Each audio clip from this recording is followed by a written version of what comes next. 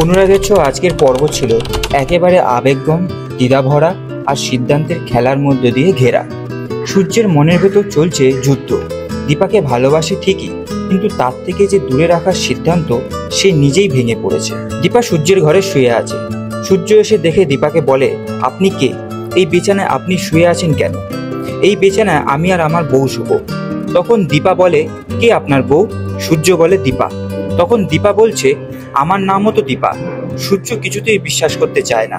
সূর্য বলছে, আমার বউ আপনার মতো শাড়ি পরে না, সালোয়ার পরে, আর সে সব সময় মানুষের বিপদে ঝাঁপিয়ে পড়ে, মানুষকে সাহায্য করে। আপনি দীপা হতেই পারেন না। রূপা বাইরে থেকে দাঁড়িয়ে সব শুনে নেয়।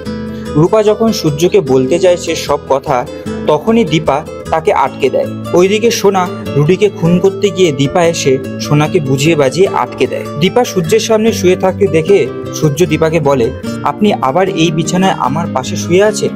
আপনি এখান থেকে এক্ষুনি বেরিয়ে যান। তখন উর্মি সূর্যের জন্য প্রোটিন শেক তৈরি করে নিয়ে আসে।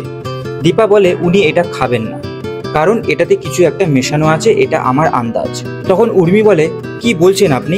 এটা কিছুতেই হতে পারে না, এটাতে কিছু মেশানো নেই।